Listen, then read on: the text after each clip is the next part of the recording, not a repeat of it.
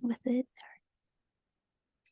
Good evening, everyone. My name is Avery Castillo. I am the production editor of Flower Song Press, and I thank you all for joining us this evening for our monthly reading series, Essentially Poetic, an Essential Voices reading series for community building. It is our goal for this reading series to amplify the essential voice through literary art for community building. And this space is free of judgment and hate and is a place for writers, readers, and admirers to come together to listen and uplift one another in a very creative, poetic, and intentional online space. We are in for another special night of artistic expression with a talented lineup of writers, artists, and scholars. And we will be taking time for questions and conversation after all the readers have read. And I ask that you stay muted until then. And then when it is time for the Q&A, you can jump right in, unmute yourself to ask questions and converse, or, use the chat feature. So with that, let's jump right in, and I'll pass it over to Edward, who is publisher and managing editor of Flower Song Press, and who's going to be introducing our readers for this evening. Edward? Thank you. Thank you, Avery, and welcome everyone. Thank you for joining us for this special presentation of Essentially Poetic. And so excited to have the authors we have today. They are wonderful. I can't say enough. I think Avery and I were like super excited when I told her this is the list. She's like, "Oh, cool."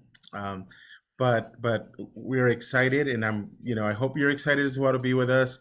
And so we'll get started, and we'll start with Joan Quanglass. She's the author of Night Swim by Dialed Editions 2022 and 3 chapbooks, including If Rust Can Grow on the Moon by Milk and Cake Press. She serves as poet laureate for Milford, Connecticut, editor-in-chief for Harbor Review, and as a writing instructor at Hudson Valley Writers Center, Brooklyn Poets and Corporeal. Joan's poems have been featured or are forthcoming in the Slowdown, Poetry Northwest, Ninth Letter, Rattle, Tahoma Literary Review, Prairie Schooner, Salamander, Asian American Writers Workshop, Rhino, Dialogist, and elsewhere. You can learn more at www.joanquanglass.com, and I'll put that there on the chat for everybody to, check it out. And I hope that you all look up our guests today, look at their work, buy their books. They're essential to the poetry and writing community, and we are excited to have them. Thank you, and welcome, Joan. Hi, everyone. Thank you, Edward. I'm really thrilled to be reading for and with everyone here tonight. I'm going to read a couple of poems from my book, Night Swim, out with Diode Editions. And then I'm going to read a poem that was recently featured on the Slowdown, and another poem that is about to be published that I'm really excited to share with you. So just a little, I should give just a general content warning about all of my poetry. It's very difficult at times to listen to, so specific content warning for the poems from Night Swim. The book is about the loss. It's about familial loss to suicide. So in 2017, I lost my younger sister and my 11-year-old nephew to suicide within a 2-month period of time. And it took me about a year to begin writing about that experience at all. But once I started to write, I kind of couldn't stop. And Night Swim is really a narrative of early grief, acute grief, and the stages of grief. So it's organized into the stages of grief. I think I will read. This poem is one of the last poems that I wrote for the book, and I only wrote this poem because the editor that I was working with pointed out that there were pieces to the puzzle that were missing. And I knew what she meant without her pointing out exactly what those things were. Because I had this box of materials in the attic, which I had basically refused to open. for years and years. It included the crime scene reports and my sister's diary. And in the very rare time that I was alone in my house, I found a couple hours. I knew no one else was going to be around, and I took the box down, and I began looking through the materials. And this is one of the poems that I wrote after finally opening that box. It's called Elegy for My Sister's Journal. When the policeman handed me your journal in the evidence bag, I left it there unread, claiming some small victory in refusing your final words. And when the psychic at a party claimed to have a message for me from you, I shook my head and said, no, thank you. A year after your death, I awoke to your fist, urgent, banging against my bedroom door. I could have opened it, could have given you the chance to unburden yourself. Maybe after I listened, you would finally have left me alone. The truth is, all of this could just be my strange way of taking a stand. My sister is gone, and no ghost can take her place.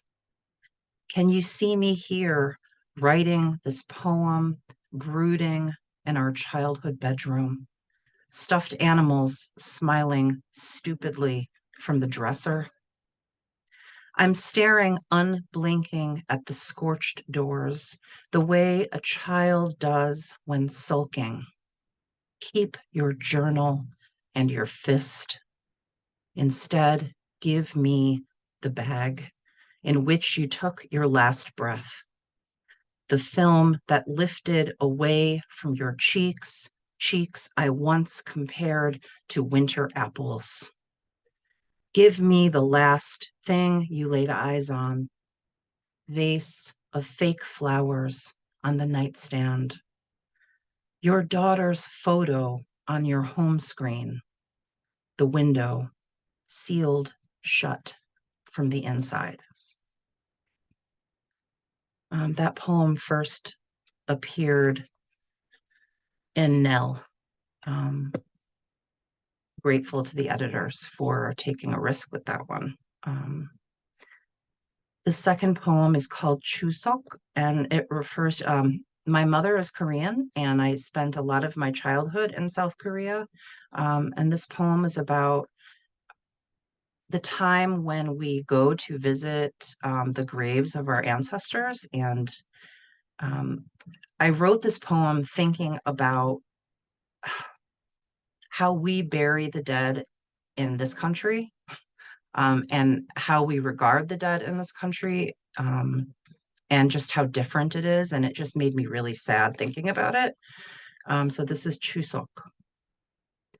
Today, my uncle and his wife will visit my grandparents' tomb in Korea the way they do every year. They will leave trays stacked high with persimmons and powdered tok, then say a Christian prayer as the wind stirs everything into wakefulness.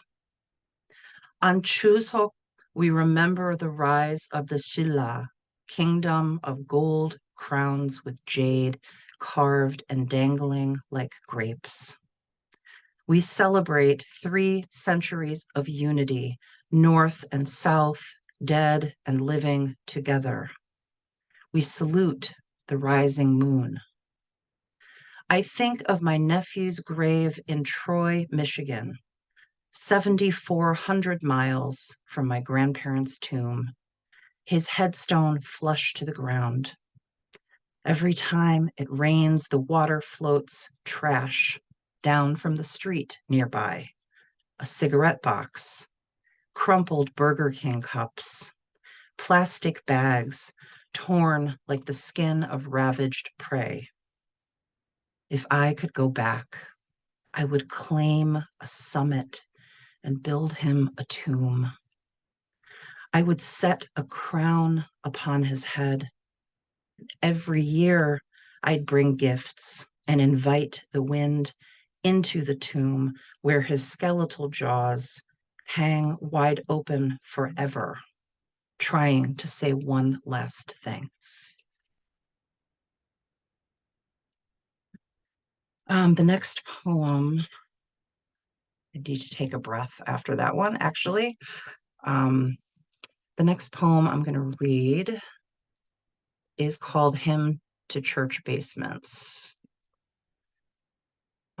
One second. And this poem recently was featured on The Slowdown, and it's kind of my love song for the recovery community. I'm an addict in recovery, and I have almost 9 years clean through the gift of a 12-step fellowship.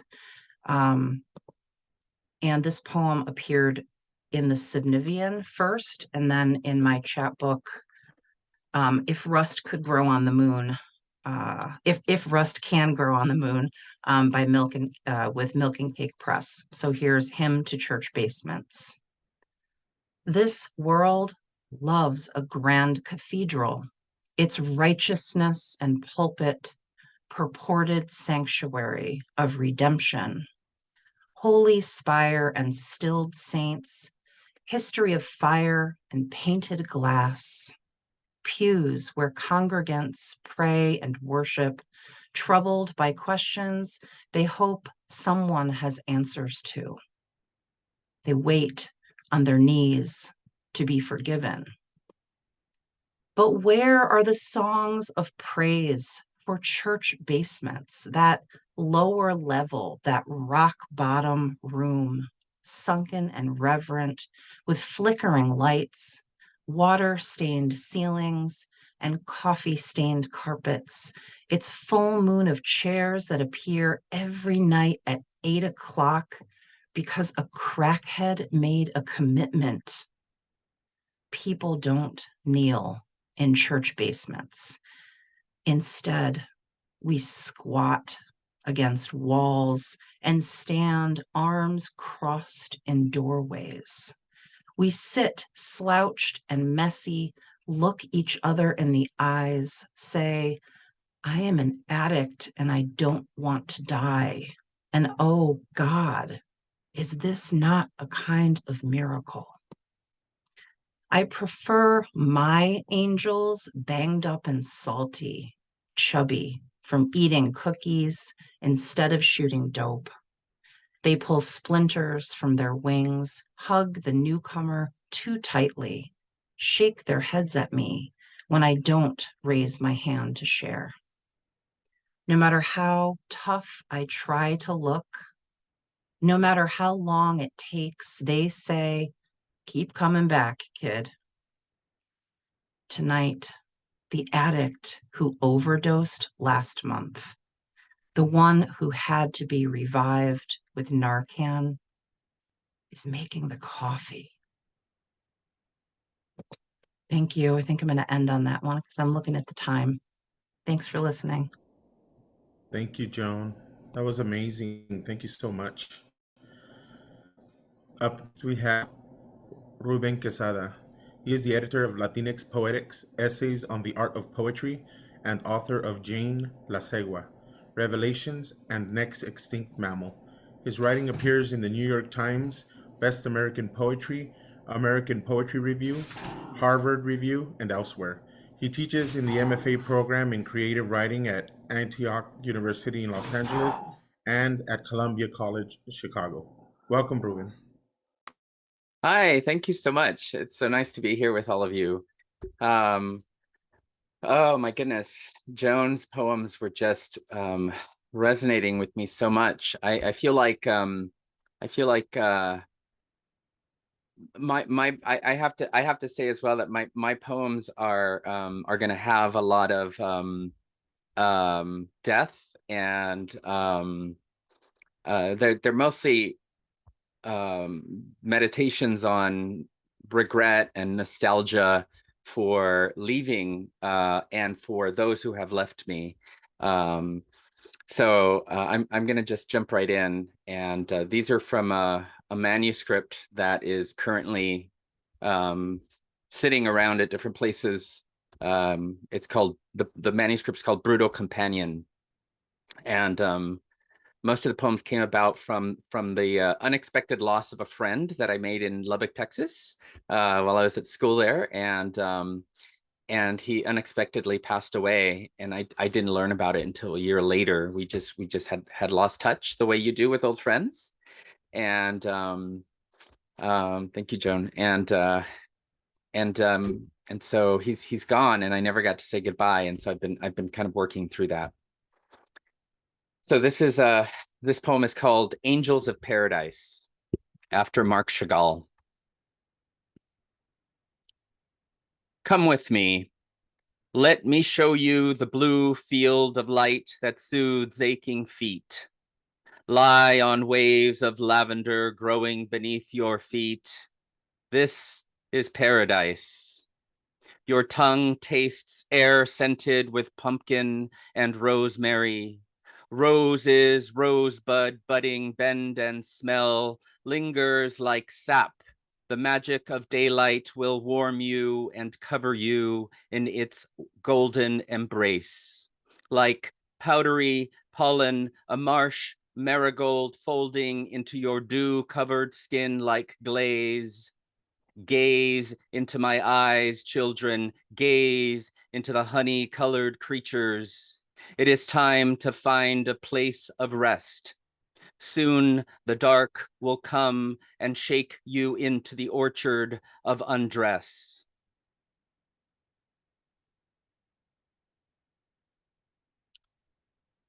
Oathkeeper. Dawn unwinds over coppice-topped, tree-lined sidewalks, pushing its way into tunnels and alleys. After hours on my knees, I abide with an oath of secrecy. A voice says, your throat feels as soft as silk. Last night began with a fury of men, otters and well-hung wolves, muscular, packed against the window of a rented room. They don't stop until frost pierces the shade and my raw, anchored breath clouds around us.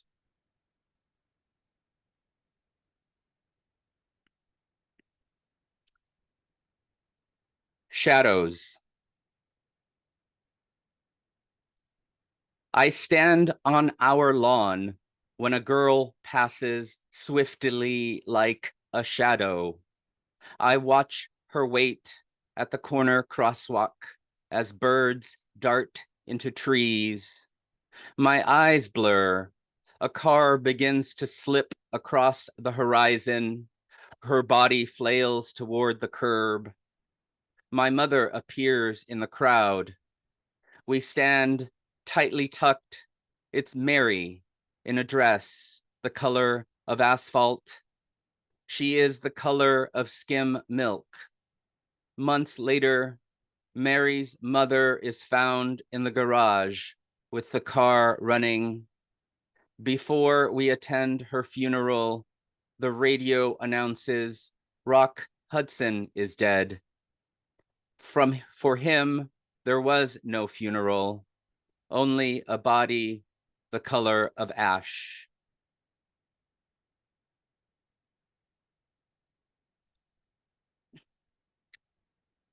East of Wyoming, I remember Matthew Shepard after the entombment by Raphael. The night my father died, I sat on a stool at the Buckhorn, gazing out of the window's cool counter seat. Like a funhouse mirror, you appeared. I have a familiar looking face, my father used to say, his wish for me to blend in. Late, after an argument, I fled and was found bound to a prairie fence after 18 hours. My body is like a sock in the wind in a field just a mile from here.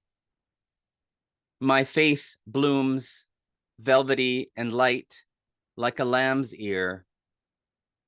Stachys byzantina my ears frozen. A medley of ants shuffles away. My body is rich with the sour smell of urine on my head, like a crown of daffodils.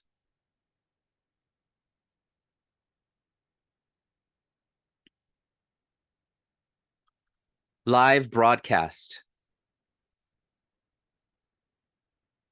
At sunup, he positioned you in front of a mirror and moved in from behind, banging his body into you.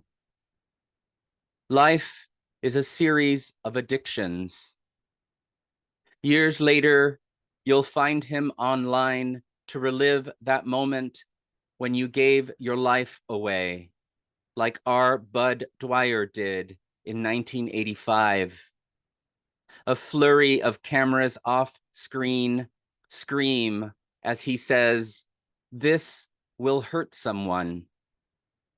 A group of reporters spills out of the room. He holds a revolver.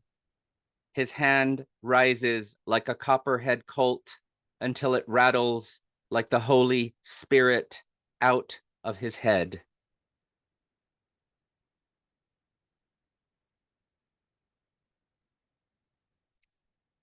The fortune teller.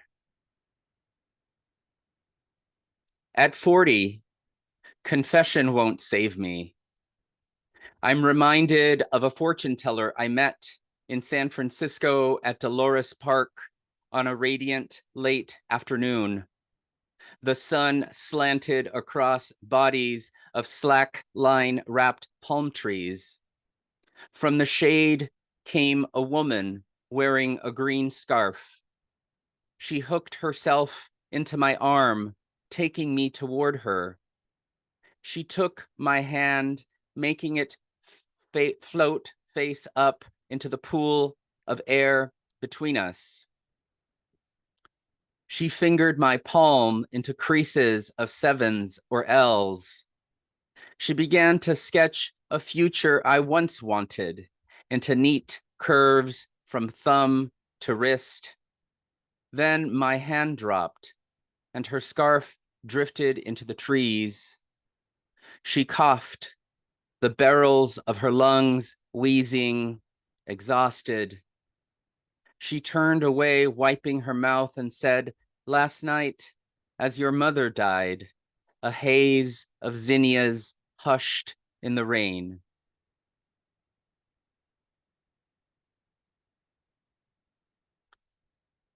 And I'll end with this poem about Lubbock, Texas, since I've been talking about it today. In Lubbock, Texas, there's a park with dips and mounds of crabgrass streaming into patches of rust-colored dirt where you ride your horse. It's always hot in Texas. Even in winter, the snow doesn't stay for more than a night or two. Nothing ever wants to stay in Lubbock. I mean, no one ever wants to be there with its mediocre produce and vacant sidewalks worn and cracked. Nobody bothers to walk anymore. That's what pickup trucks are for. You drive 2 minutes to the store and back. There's a song that says, "Happiness is Lubbock in the rearview mirror." Bless Mac Davis, bless Buddy Holly. Here, in the dark, the branches brush against the glass, always watching from above. Still, I have no idea what a horse is like. Of course, I've seen them on television as a child. I watched The Lone Ranger and Mr. Ed. For a time, I believed animals could talk. I have never known a horse, but I've always talked to my pets. My snow-colored parakeet named Frosty sang to me when I spoke to him. I mimicked, learning to conjure the spirit of his music in my mouth. But how does one speak horse? I've read that a horse's ear is as delicate as the skin of a girl's wrist. Their buttonhole, dark eyes are a storm that never settles. looking into you as it breaks the earth with only a whisper. Thank you. Thank you, Ruben. I was wondering what you thought of living in Lubbock. Thank you so much. It looked like you have fun writing about it, though. It's a lot of fun. Thank you so much. Up next, we have Samuel Sammy Miranda. Grew up in the South Bronx and resides in Washington, D.C. He is a visual artist, poet, and teacher. He is the author of Protection from Erasure, published by Jaded Ibis Press, Departure, a chapbook published by Central Square Press, and We Is, published by Zozobra Publishing. He is currently working on collaborative projects with musicians, visual artists, and filmmakers. Samuel's artwork has been exhibited internationally in Puerto Rico and Madrid, as well as New York and Washington, D.C. Most recently, Samuel's artwork has been included in the Smithsonian's New Molina Family Latino Gallery inaugural exhibition, Presente. His artwork has been included in university and private collections. Films he co-produced and co-directed, Hiding Place and Spanish Joe Remembers, have been included in film festivals in DC, Berlin, the Netherlands, and Milwaukee. Sammy, welcome. Yeah, thanks for having me, brother. Appreciate the opportunity to read with all these wonderful poets. I'm gonna start with a piece because I was just in Mexico City hanging out with folks who started an organization to help people who'd been deported back to Mexico. And all of them were young people deported back to Mexico who are now in Mexico for many years. But this piece is called Illegal. You are no longer displaced, no longer accepted, uprooted. The tree removed from this landscape, beauty no longer found in your flower, comfort no longer found in your shade. What does it mean to be homeless? A human is borderless until a line is drawn into the dirt that houses the bones, and then they become not man, not woman, but flag. A thing to be defined by the imagination of limited minds. What does it mean to be told you are or are not of a place you have always been from? Not from a dirt that knows your blood, not from a place whose soil is fertilized with your ancestors, and that you must flee the home that once held you to its chest.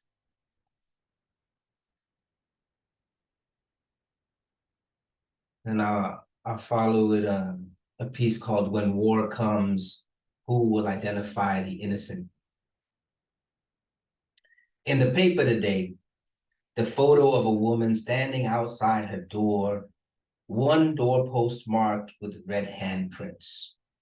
The prints identify her as Hindu and has saved her from the fate of her Muslim neighbors. I searched the Bible for what this photo reminded me of and found the verses in Exodus. And ye shall take the blood and strike it on the two side posts and on the upper doorposts of the houses. And when I see blood, I will pass over you, and the plague shall not be upon you to destroy you. That night, I dreamt I slaughtered an unblemished lamb, only a year old, covered my hands in his warm blood, and walked the world, marking the heads of children with my thumbprints.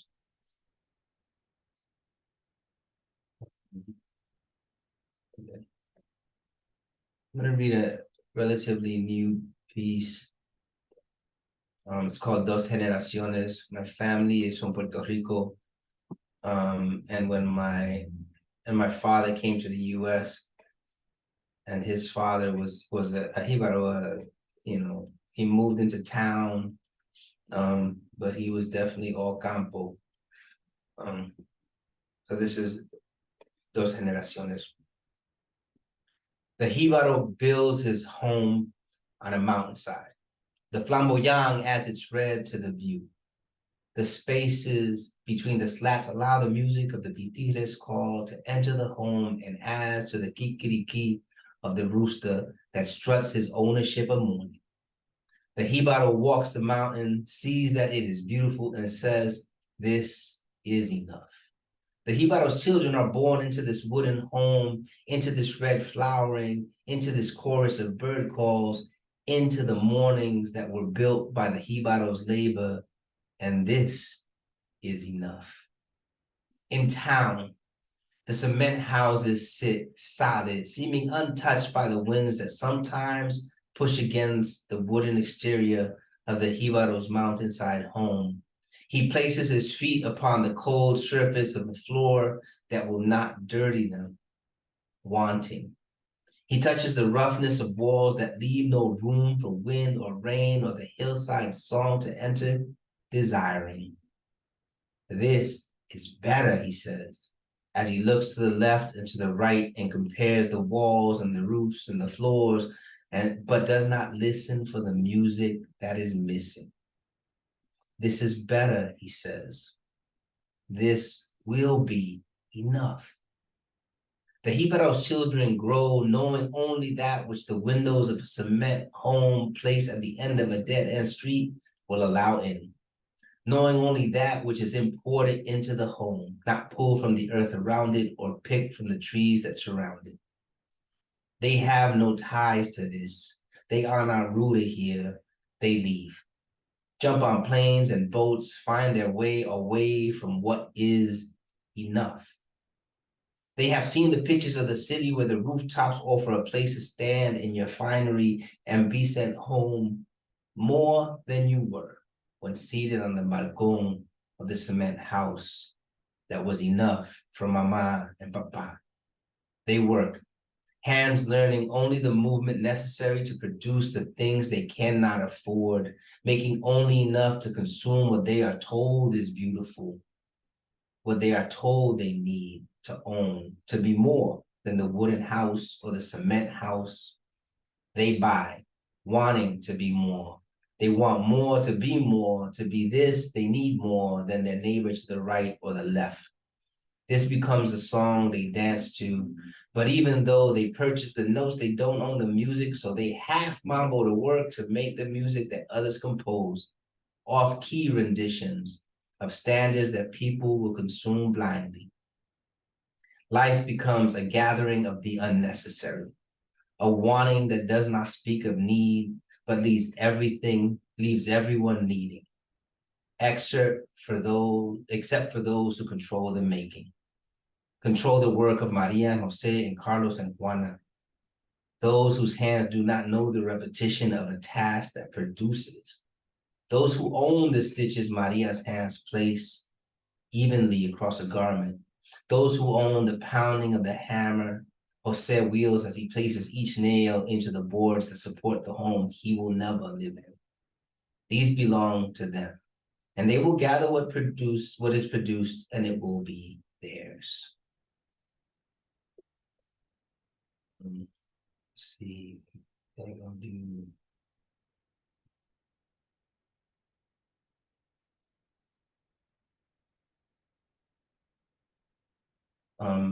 So I've been playing around with making collage poems.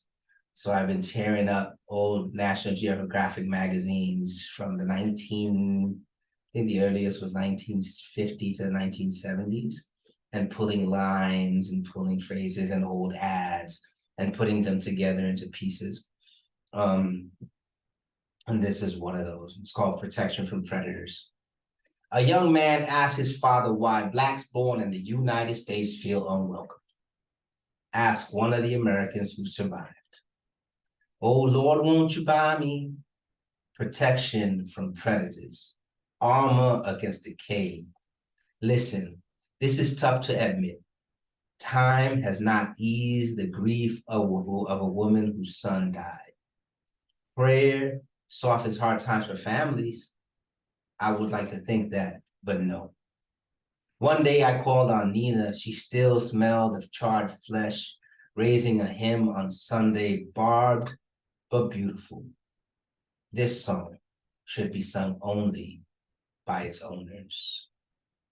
And if you'll allow me, I will end with, sorry, I'm kind of scrolling a little bit. Need a map, need for another collage poem. It's called Need for a Map of This. Love is a comfortable place with quiet surprises for the stroller. There has been a growing and until now unmet need for a map of this, important as sight, especially when one is working amid a cloud of sand and silt stirred.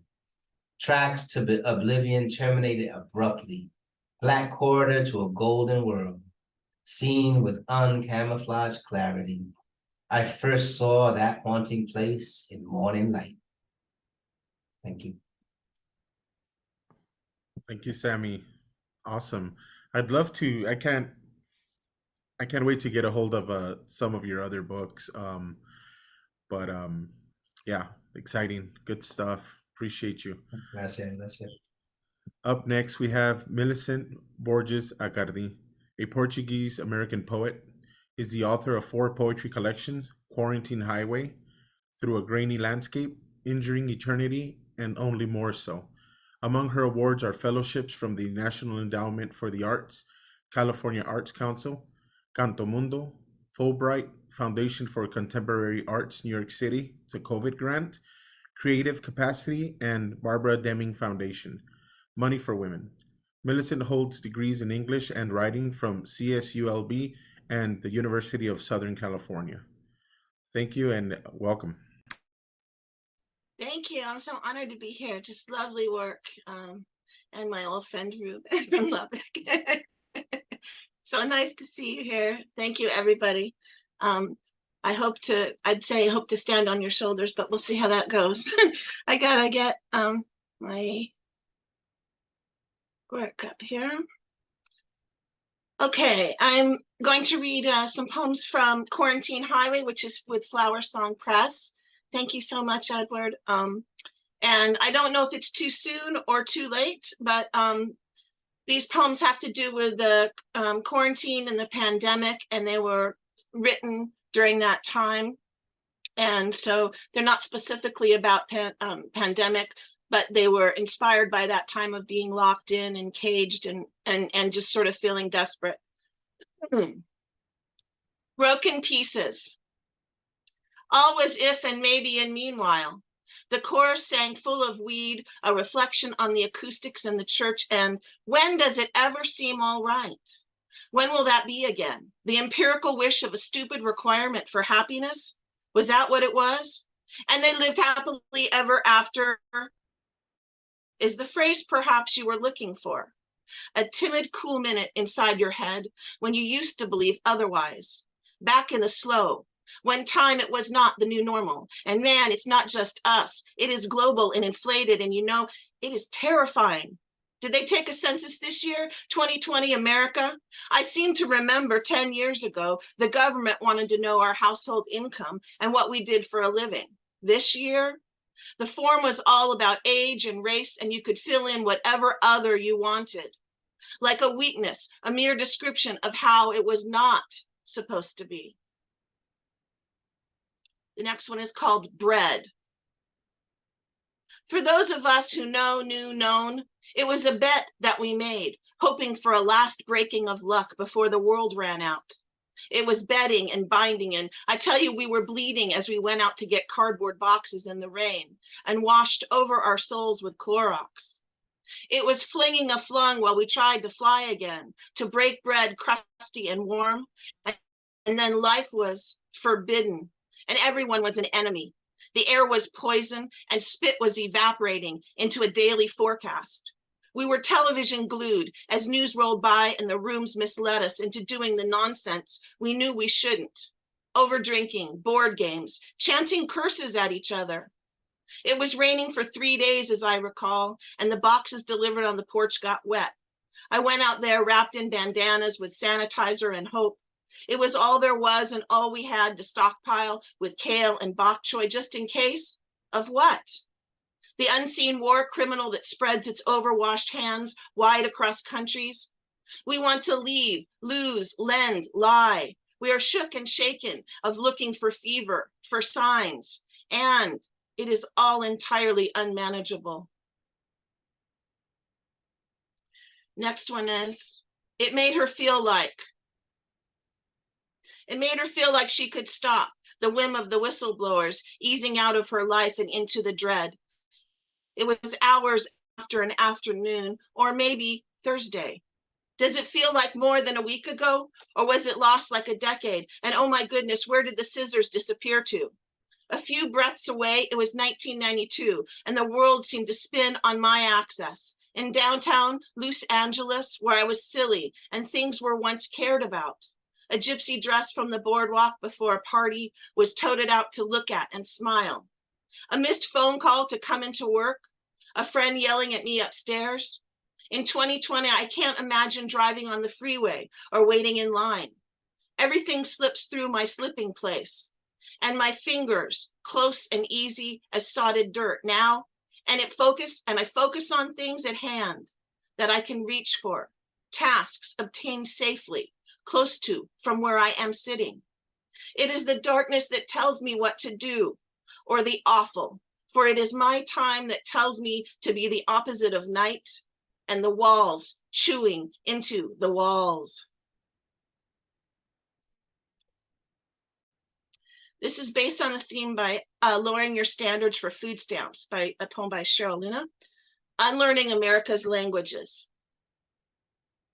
We spit and spill and sit on our hands, trying not to react. We found philosophical absolution in not knowing, feigning knowledge that ours was the generation. We were form-fitted into a dress of forgetting.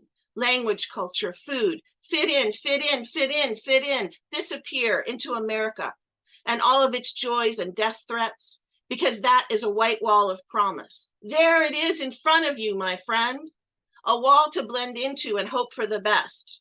Be public charming and the opposite of deliberate, unthoughtful and loose. Let's wait quietly before the others speak and never let on the name of your street or where your family came from, and that was, is, and how it was. Parents came to California to rise above while blending inside the fairy tale Knott's Berry Farm, where old MacDonald feeds the chickens, and a city where kids ride bikes and play pong. It was sleep and rise and keep damn quiet about anything different. Tell the counselor you will ride the bus and stave off the earthquakes, embracing a future that does not resemble any past you heard whispered and fought about at night after bedtime, where we lie in bed and draw words in the air, spelling out where we came from. And the last two poems go together, and they're both inspired by a line by Pablo Neruda. Green was the silence. It changes meaning like water, as a living being like unfettered civility. A sunny, breezeful summer ahead. The start of June, it is altogether stifling. And as if things would never be straight again, we feel as if we had promised to be dark and mortal. Soon, like strangers from the past, we promise to be each other's solid memory. We have shortness of breath and a pounding inside the lungs. We cannot remember a time when we were able to sleep, before when we were former and usual vivid beings who existed in the city of Los Angeles, drifting through rivers of errands and emeralds as if nothing had ever happened. We are lost now, as if we had been careless, dropped out like music, not written down, but whistled and hummed and played under strange circumstances, like a stranger with a guitar at a party. It is early June, near the longest day of the year, as Jordan comments in The Great Gatsby, a seasonal marker complete with a sign that says, "We're done now." And we are together and alone and about to get reckless and cruel, but yet this time it will be different. This year, belonging to the entangled world that has been ripped apart. We are limited by so many things since the quarantine, absolute touch and hunger, and it all goes to show us that nothing is visible or at hand anymore. We are a perfect example of ration and virtue, essentially savage, and yet, in a new sense, we are blindly controllable. We feel alternately safe and in danger, every moment altered with no telling which statement above is truer. We are reckless absolute and sexual reasonable, full of home-shocked martyrdom and aweary of being present for what is about to come. We pretend to be on holiday and take out the board games, self-full of pride and fear, notching achievements with pride, your charm, my conflict. Our 24-hour conversations lack a richness of reality, embodied with a generous sadness. This is the second part. Wet was the light. Wet was the light as we saw it through a threadbare lens of what we call time, or that period of waiting between what will happen next and what we regret having happened. The hard, bad opposite of a world hunch or an omen, the silent, low sense of doom to come, a spirit arising in the country we call home, the desire for isolation desperately to be different, the unexplored nonsense of late. This is the air in the pastel room when we are enclosed and locked up by an intense wondering and fear of comfort, fear of letting our guard down and forgetting to protect ourselves from nearly everything that we can imagine. Even the scrape of skin upon our hands, the whispered hello of a neighbor or a child playing in the creek below in the yard where there are dirt banks instead of lawn. We are who we choose to become, are becoming. Or perhaps we mean we are who we are sentenced to be. A corona crown in the if and now and meant for always, that time is a path to follow as we near the day of the year when June rises her longest glance of a day and tells us it is all right to enter.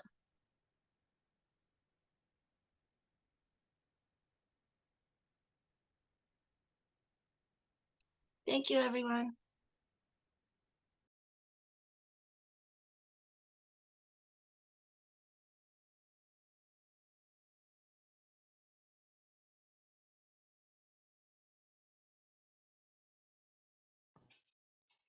Thank you, Millicent. Were you looking for something else to read? Oh no, I thought I read too long. Thank you so much.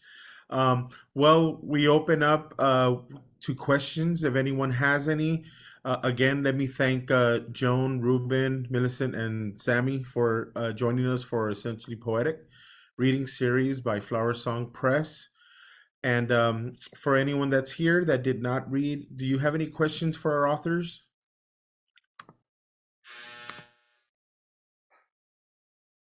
You can unmute yourself if you'd like.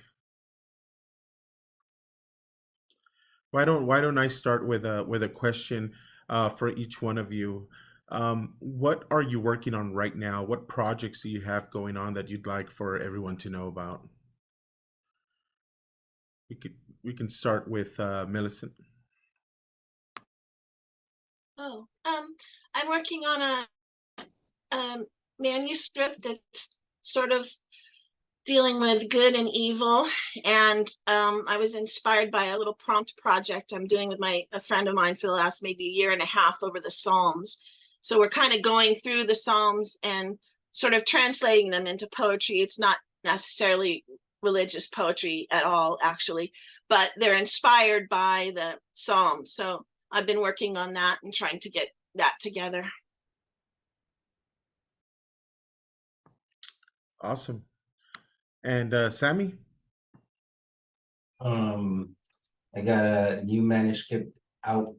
I'm trying to get out. It's called Rewarding the Unhurried. And then I'm also working on that one has a bunch of my collage poems in it. And I'm also working on a film about the DC poetry open mic scene in the 90s, which wasn't really like special like time in like DC's open mic scene and has had a ripple effect into current day.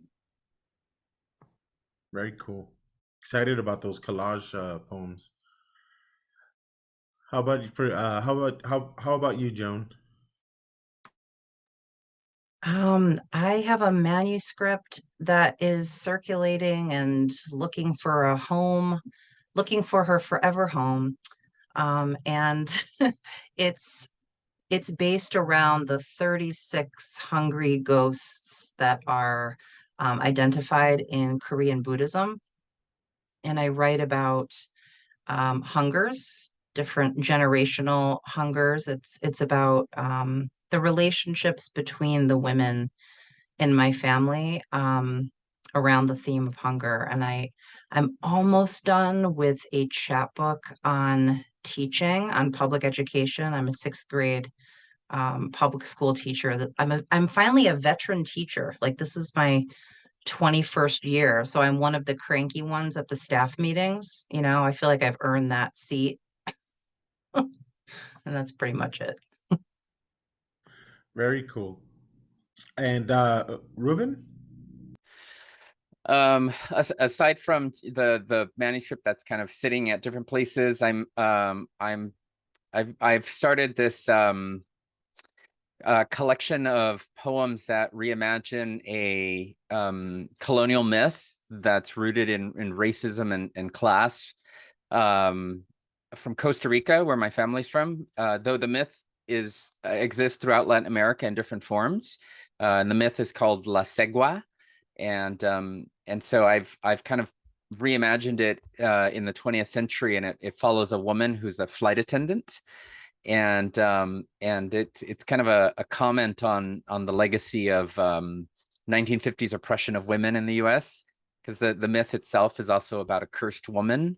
And so that's what I'm working on. Awesome, awesome. Any questions from any of our guests? You can unmute yourself. I had a question.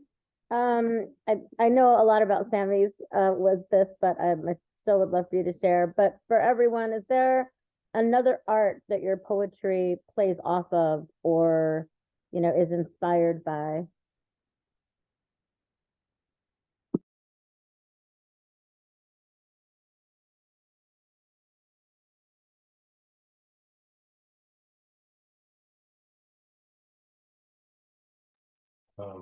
I guess I can start.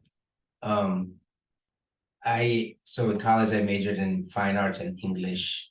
So I tell my students that I've spent 4 years drawing naked people and reading books, right? So I think those two art forms in particular, currently more painting than anything else. But I've been doing a lot of embroidery, working on films now with a filmmaker, and but they all speak to each other, I think, in terms of the content. Like, if I write about something, I'm gonna do something else with it, and if I paint something, I'm gonna write a poem about it. They're very, very connected. They're woven together, in fact. So I think what it's helped me do is define my work as portraiture, whether that's written or visual. And I'm creating portraits, whether in writing or in a visual form, that creates a portrait of a person, a moment, or an issue.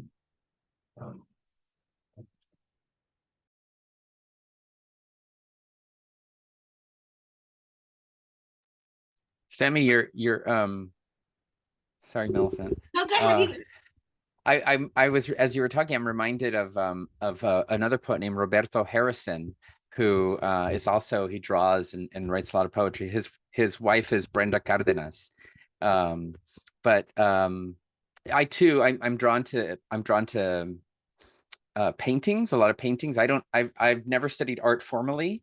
I've studied art theory, but I guess there's that connection. But for a number of years, I traveled around just going to museums and writing poems about paintings. I love being in museums. I love that, just kind of being in a space that's quiet and just being surrounded by this history through this artwork, and so I write poems about that. I'll go next. I have a lot of poems that are inspired by or in response to jazz music in particular, and I play a lot of Miles Davis when I'm writing my poems. So plus I play flute and piano and a couple of things, and I spent my childhood and young adulthood in marching bands and orchestras, and so I tend to cross over to the music. I have a bunch of jazz poems too, so I get inspired by the music, especially jazz. I cannot draw, paint, sing, or really do much of anything other than write poems, but I do love when I'm going through periods where I'm having trouble creating original work. I like to play with erasure and blackout poetry. I feel like it requires something different of my brain that I'm able to perform when I can't write new work. So I've done a lot of blackout poems of Whitney Houston songs because I've been obsessed with Whitney Houston since I was a very young girl. So I have a whole series on that. And then I also started doing them with Baptist hymns. I was raised in a Southern Baptist church. That's a whole other show that we could do. But so there's something empowering about that also, kind of like reclamation um, with the music that I still know all the lyrics to it. I haven't actually sung a Baptist hymn since I was 10, but I still know every single word. So Can you help me with something? Randy. God damn it.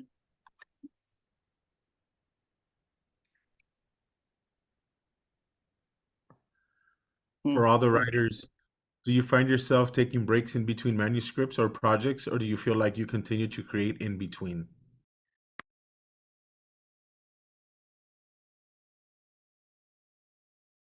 Start with you, Sammy. I'm always working on something. And I think part of it is that I work in so many media that some days I'm just kind of like, I mean, I think the longest stretch I've gone without writing has been recently, which was about 8 months. But throughout that time, I was producing other work.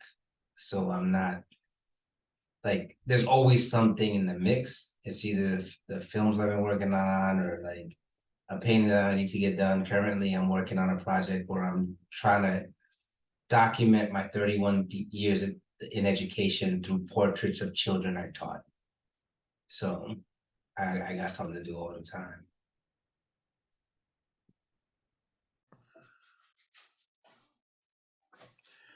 Joan? oh no, I was just moving my hair. I was not raising my hand. I'll go next. I tend to have a bunch of things going on all the time and just a mess. And then sometimes I never plan anything. And then sometimes I look back and I go, wow, I wrote a whole bunch that month and then I didn't write for 6 months. So it's not really planned. It's just not even self-imposed. It just sort of happens. So I either have like a bunch of stuff all at once or like nothing. So it just kind of flows into my life. And I don't really say, oh, I'm going to take a break now. It's all the same life, you know? Cool. Ernie, did you have a question? Unmute yourself.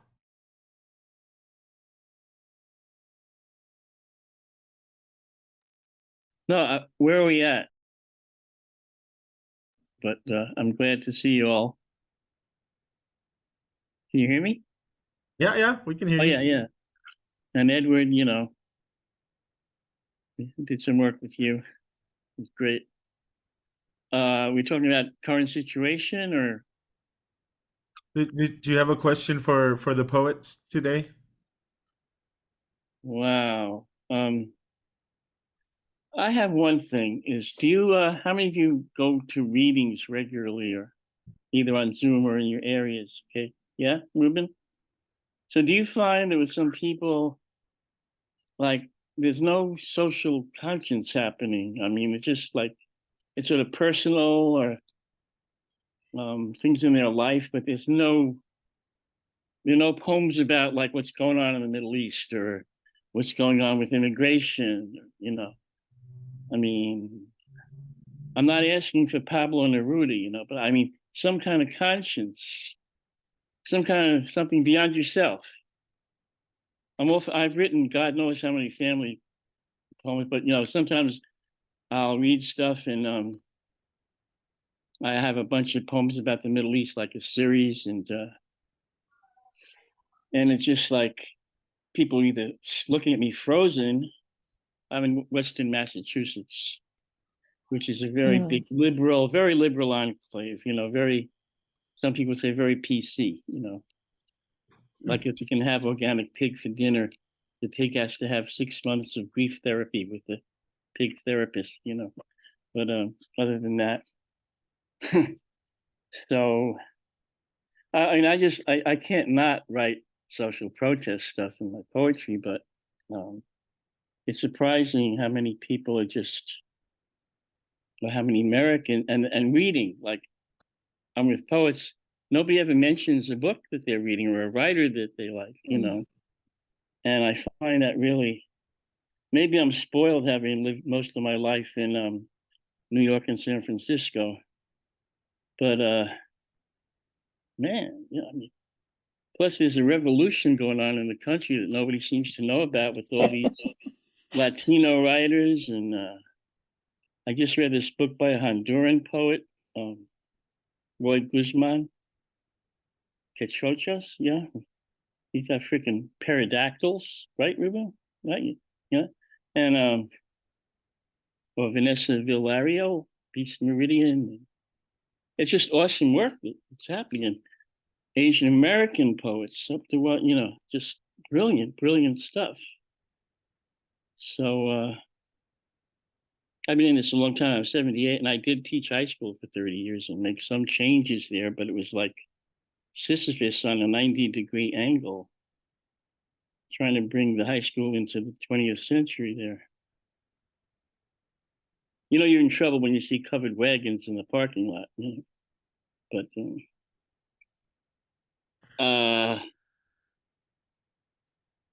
so any of our poets, you want to take a lead on this? Well, I want to share that I'm reading this book. You mentioned Ernie. You mentioned I'm reading a book called oh, you can't see it because of my background. Letters to a Writer of Color. Letters to a Writer of Color. It's an anthology, and there are all these different writers who have written about different components of writing: structure, authenticity, character, translation. You know, a number art, activism. It's a great book, and I'm reading it with a friend, and then we're corresponding using postcards. So I've started my postcard here. Nice. Yeah, Nice. and so That's and nice. I bought this whole box of like Starry Night postcard, like night sky.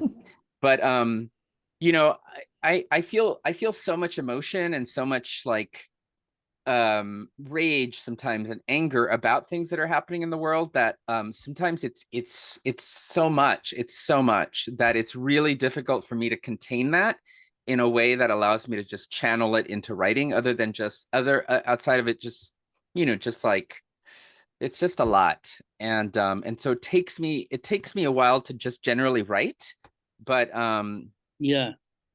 but it's hard to contain all that emotion and be able to just get it down on the page. And so it always just takes me some time. And sometimes it's way past a situation, but you know, I'm living through it. It's filling me, like it's filling me up, and I feel it, but I'm not ready to kind of pour that out yet. And so I haven't written about it. Yeah, if I can add to that too, is it Ernie? Yeah. You know, a lot of times it takes me a while to digest things. So like when it's happening, that the quarantine was like the closest thing I've ever done that was sort of happening at the moment. But like I tend to I was in Eastern Europe for a while, and I was looking at graveyards and war and stuff. And it took me like maybe 10, 15 years after that to start writing about the World War II. And it has to sort of digest and solidify it. That's just me personally. And I have to kind of think about it. So I'm usually like, for whatever's going on, I'm usually like 10 years behind what it was, because I had to think about it and it had to turn into a poem. It's not instantaneous for me personally. Sure. Yeah. I also find it important. Varies. I also find it important to listen and read the poets that are in those areas where things are happening, instead of creating something what I feel about a situation, right? So I'm a border poet. I live along, the Texas-Mexico border. So I write because I want others to know what's going on here, because it's I'm creating, what I guess, I'm writing my history or the history of a place. So Mm. I really don't think I can write about what's happening in the Middle East or in other parts of the world except through feeling. Whereas when I read or listen to the poets from those areas, I'm actually reading what their eyes are seeing, or what they're smelling, or hearing or feeling in those battlegrounds. So I think Ernie, you have a point there, but I think also when poets are reading, I think they read the crowd, and I think a lot of poets are also, you know I think a lot of us are introverts, so we kind of save our vulnerabilities for the page, uh, and when we're in public or we're writing, it's a little more. It's a kind of a fear we have. I think I know I do sometimes, but Yeah. but I think that it is a perfect time to start looking and reading and listening to those poets that are there, that are in those battlegrounds, that are feeling it. So, you know, and there is a time for writing about family and pets and love and nature, and but I think it's also important to listen and seek those poets that are in those places, so we can have a understanding and a good feel for what's happening, that takes us away from listening to it on the news and all that fantastic Yeah. you know talk and images that they show us. I tend not to believe so many images and things like that, because they're going to do it for ratings, so they're going to look for something to feed us. And we have to sometimes step back from those televisions and things to read on the internet that are just to I guess conjure fear in us. So um but I mean, I'm thinking that's how I look at it. What about anyone else, Sammy or Yeah, I mean, I'm gonna echo Dahlia's point in the personal is political, in many ways. If I write the story of my grandfather, I'm writing a story about migration, right? I'm writing a story about, the lack of acceptance. I'm writing a story of of a life that had great value but was devalued, right?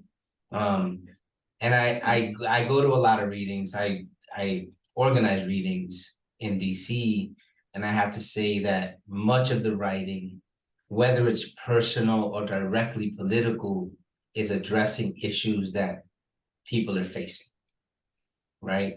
Um, and then in terms of reading books, the most scared I've ever been is been in a car with a bunch of poets from this area, from DC, and the first question they ask you is, who you reading, right? They hold you accountable to the study of craft, and you can only study craft by reading other poets. So we reading them, you know. Um, but I think for myself, a lot of what I write is to combat the idea that a life or a moment doesn't have value, right? Because my grandfather, when I asked him to tell me about his life, automatically said, for what? It doesn't matter, Mm. right? So when you think about people writing the personal, you can't take away the political from that, because writing is a political act in many ways. Taking the time to write is a political act, you know? That's so true. Well, I've read a If lot in my life, and I've put together a bibliography, international writers, because most American publishers really don't care about the rest of the world, from what I can see. But I've read a lot of and have been friends with some writers from the Middle East, including a guy named Mahmoud Darwish. You know of him? Mm-hmm. Darwish, Darwish, and he's like one of the great poets of the 20th century. If he hadn't been Palestinian, he would have won the Nobel Prize like 20 years ago. But he was 6 when the war started there, and his family was fled into the hills in the winter, and then their village was taken over by the Israeli army and renamed. And then he started his exile when he was 6 years old and became this leading, incredible poet. And another guy writes really short poems named Samir Al-Qasim. But there's so many of these writers that are publishing now, but they're all with small presses. And, they bypass the big publishers completely. And there are all these small presses that within my lifetime started out small, like Interlink, Coffee House Press. What's the one in Houston? Arte Publico? That one? Arte Publico. Yeah. And Nomi Press now, and then the Cave Canem group of African American poets. I mean, they've got 500 people in them, and they started in '96. Against the hierarchy of the National Poetry Society, which was all mainly white, publishers and poets. So there's been this revolution, and then along comes Kaya magazine and Kundiman Press of these Asian American poets that are off the charts, and it's incredible. And all their stuff, I can assure you, is very political. And there's one guy named Trung Tran who taught at my alma mater and was denied tenure 3 times. And the first time they gave the job to the husband of the chairperson, and the second time they gave the job to the woman who edited the chairperson and her husband, and the third time they gave it to the archivist. And this guy was completely like ripped off. I mean, just it's such a travesty, and this has happened so many times. I know so many instances of this, of poets of color, especially in the academy, but I tried to stay clear of that. I don't know, I started writing like really short poems during the pandemic, and I did a series called the Black Lives Matter Hybrid Haikus. About each one was about a person who had been murdered by the police, like Sandra Bland, Trayvon Martin. And then I had about 30 of them, 18. I sent them to Edward when he had his Good Cop, Bad Cop anthology, and you took all of them, right? I believe so. But that's been powerful reading those around, because everybody knows about those cases, even though I went online to find out about more people who'd been killed. I felt like a necrophiliac or something, and you get these sheets when you look online, and there's hundreds of names: Native Americans, Chicanos, Latinos, all killed by the police. I need help to do a whole book about all these people who were stopped for chip light and all that stuff. So, I mean, I brood about them, and then I work on them, and it takes a while to make it that concise. But being that it's brief and it's not florid, it's not going on and on like a waterfall. Some people, you see their poems now, and it's like dun dun dun dun dun dun. And I'm wondering, is there a sense of form here, or am I missing something? But there's lots of different ways of writing poetry, right? Yeah. Thank you, Ernie. And I don't want to hold anyone else any longer than I'm sorry. expected. It's okay. Right. But I do again want to thank you all again for being here. Your words were powerful. I'm excited and looking forward to reading your new work and more of your work, of course. I put the websites for every one of our special featured guests today on the group chat. If you don't have it or you want more information on them, you can always email me at info@flowersongpress.com. And so we'll continue in November. We'll continue again in November, on November 8th, with Amy Shimshon Santo, Sarah Bawani, Genevieve N. Betts, and Oyokunle Falomo. So, from Flower Song Press, we bid you a good farewell, a good night, and looking forward to seeing you all again soon. Thank you. Thanks, Bye. everyone. Thank you. Goodbye. Happy early.